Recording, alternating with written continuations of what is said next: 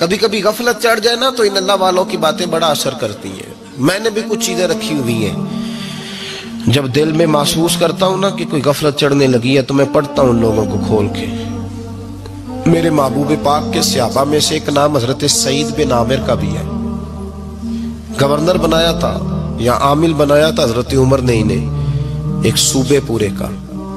आपके governor house के पास से गुजरे तो गवर्नर हाउस पैदल चल नहीं सकते आप, इतना बड़ा है।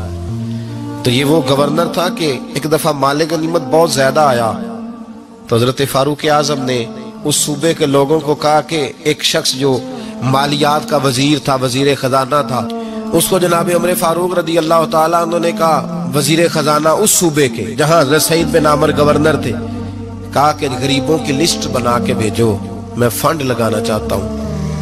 तो जब लिस्ट बन के आई तो चौथे नंबर पे गवर्नर साहब का नाम भी लिखा था।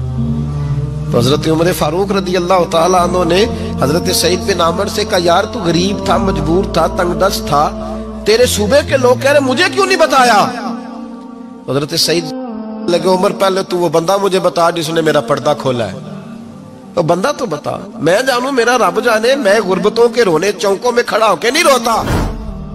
मेरे पास को रंजो अलम हो तो मैं अपने रब की बारगाह में अर्ज करता हूँ, मैं अपने महबूब को बताया करता हूँ, मैं गुर्बतों के रोने दुनियादारों के सामने नहीं रोता। हजरत उमर गए, गवर्नर साहब के मुकर्रर करने के बाद 2-4-5 महीने के बाद जब हजरत सईद बिन आमिर की गवर्नरी को थोड़ा वक्त गुजर गया तो हजरत उमर का तरीका था, गवर्नरों का पता करते थे।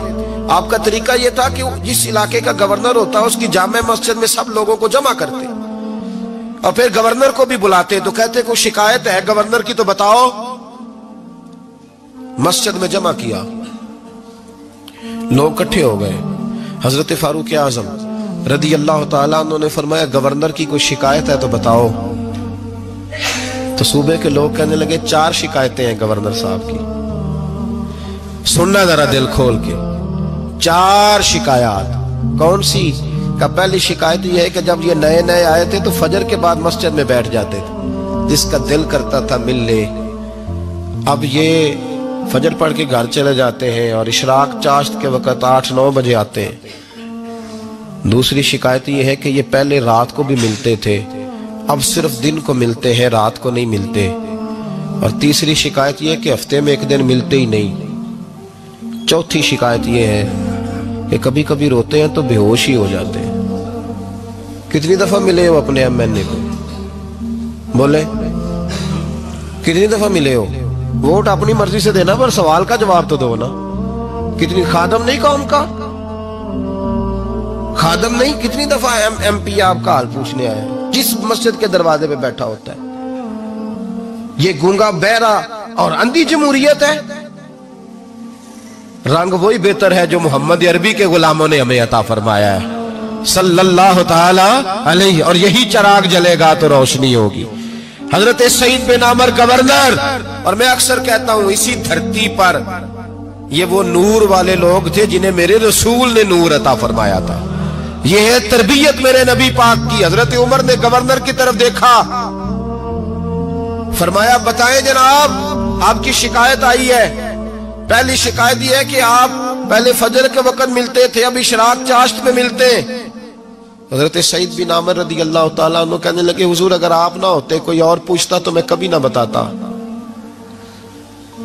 हुजूर मेरी मजबूरी यह है कि मेरी बीवी बीमार हो गई है और माजूर हो गई है टांगों से।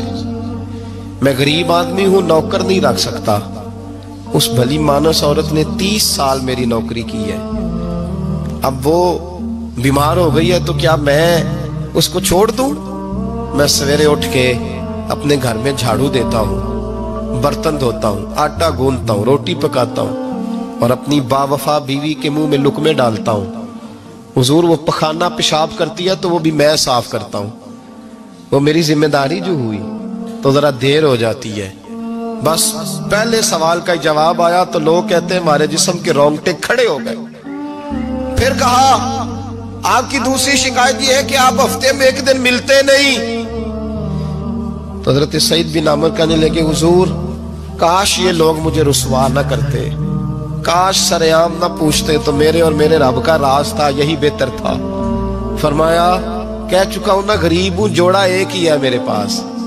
ठंड का मौसम है तो हफ्ते में एक दिन कपड़े धो के खुश्क होने को डाल के बीवी के कपड़े पहन के बैठा रहता हूं, और जरा शाम हो जाती है बाहर आने में तो क्या करूं, नहीं आ पाता।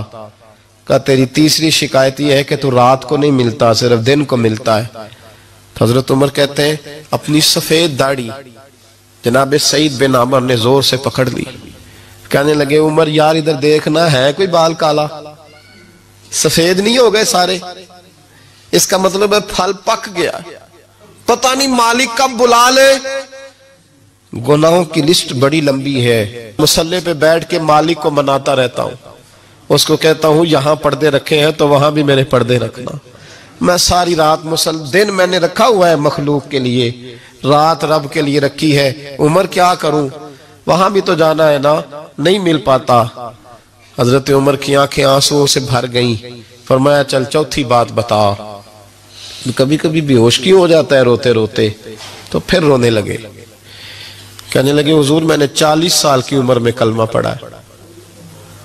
जब 40 साल के गुनाह याद आते हैं तो फिर मुझसे सब्र नहीं होता, और सोचता हूं अगर एक गुनाह का पता ते सारा है ना सरदार नु कीतियां दा, मन आनम के मन दानम, पता ते सारा है सरदार नु कीतियां दा। और जब 40 साल की खताएं याद आती है तो रो पड़ता हूं और सोचता हूं अगर मालिक ने खड़ा करके पूछा तो जवाब क्या दूंगा। उमर मेरे लिए दुआ कर, रब मेरी 40 साल की खताएं बख्श दे। हजरत उमर रोने लगे। जनाब सईद बिन आमर कहने लगे बड़ी बातें हो गई, मेरे बड़े पर्दे खुल गए, चल अब मेरी सजा का ऐलान कर मैं जाऊं। उमर अब बता, मैंने जवाब दे दिया, अब शिकायत पर सजा का ऐलान करना मैं जाऊं। तो हजरत उमर ने हाथ उठाए कहा अल्लाह मुझे इस तरह के कुछ और गवर्नर भी अता फरमा। ऐ अल्लाह मेरे रसूल सल्लल्लाहु अलैहि वसल्लम के गुलामों को इस तरह के कुछ और गवर्नर भी अता फरमा। ये मेरे भाई मेरे रसूल के ये थे वकानु यत्तकून, परहेज। मेरा मजमून और था, रहता चला जा रहा है। ये मुत्तकी लोग थे, ये परहेजगार थे, ये है जिनको कुरान कहते हैं अला इन्ना औलिया अल्लाह ला खौफुन अलैहिम वला हुम यहज़नून। मेरे आला हजरत फाज़िल बरेलवी के छोटे साहिबजादे मुफ्ती आज़म हिंद मौलाना मुस्तफा रजा खान साहब रहमतुल्लाह अलैह के पास एक लड़का बांध के लाया गया रस्सियों से, हुजूर जिन्न है इस पे। वो लड़का बड़ी अजीबो गरीब बातें करता, उसके माँ बाप भी साथ आए। बाप पर्दा, माँ की शान में उसने कोई बेदबी कर दी तो मुफ्ती आजम खड़े थे, तब हुजूर दम कर दे, जिन्न है इस पे। हजरत मुफ्ती आजम दम करने लगे तो उसने अपनी अम्मा को पता नहीं क्या कहा, तू मुझे लेके जाती है, देख लूंगा मैं तुझे। माँ की बेदबी की तो मुफ्ती आजम ने थप्पड़ मारा बच्चे के मुंह पे, जिसपे जिन्न था, रस्सियों में थप्पड़ मारा। वो थप्पड़ मारना था, जिन्न दूर हो गया। हुजूर गौसे आजम के नायब थे, वक्त के औलिया के इमाम थे मुफ्ती आजम। अब बच्चा सही हो गया, रस्सियां खुल गई, घर चला गया। शाम को गुलामों से कहने लगे चलो उस बच्चे के घर चले।